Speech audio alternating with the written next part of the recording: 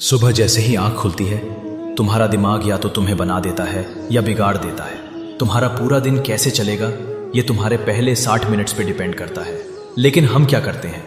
सुबह उठते ही मोबाइल उठाते हैं, social media, reels, messages, dopamine, और फिर कहते हैं यार आज मन नहीं लग रहा। कृष्ण कहते हैं जिसका मन प्रारंभ से ही संयमित है वही जीवन में स्थिरता पा सकता है। यह शुरू होता है ब्रह्म मुहूर्त से। ब्रह्म मुहूर्त सुबह का सोने का समय नहीं है। गीता और शास्त्र कहते हैं इस समय तुम्हारा माइंड सबसे शांत, ग्रहणशील और आध्यात्मिक होता है। जो तुम इस वक्त सीखते हो या सोचते हो वो तुम्हारी आत्मा में प्रिंट हो जाता है। कृष्ण ने जब अर्जुन को गीता सुनाई तब भी उसका मन स्थिर और ग्रहणशील था।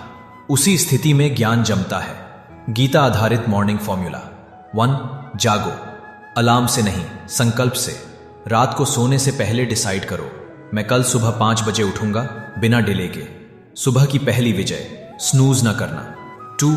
बैठो, बस 10 मिनट के लिए शांत, आंख बंद करो, श्वास पर ध्यान दो। जो चिंता है उसे देखकर जाने दो। इसका नाम है ज्ञान योग की शुरुआत। 3. पढ़ो, एक श्लोक गीता का रोज, सिर्फ एक श्लोक, और सोचो कृष्ण मुझे क्या कहना चाहते हैं। यह डेली कनेक्शन तुम्हारा मन सुधारेगा। ठोर, शरीर को भी जगाओ, हल्का योगा, स्ट्रेचिंग। मन और शरीर दोनों एक ही प्राण के रूप हैं। जब तुम दोनों को एक्टिव करते हो तब तुम्हारा पूरा सिस्टम रेडी होता है कर्म के लिए। 5. कर्म करना शुरू करो बिना डिस्ट्रैक्शन के। सुबह का पहला काम, बिना मोबाइल, बिना डिले, बिना कंप्लेन। यही है कर्म योग का अनुभाविक रूप। कृष्ण ने क्यों कहा था स्थिर बुद्धि? जो व्यक्ति सुबह से ही घूम रहा होता है, कभी फोन, कभी स्ट्रेस, कभी लेजीनेस, उसका दिन भी वैसे ही बिखरा हुआ होता है।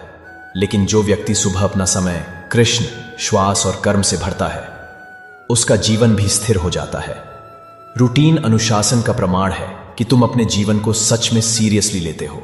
एक गीता आधारित सुबह ईवल कल एक नया जीवन। तुम रोज सुबह नया जन्म लेते हो, पर तुम उस जन्म का क्या करते हो उस पर तुम्हारी आत्मा की प्रगति डिपेंड करती है।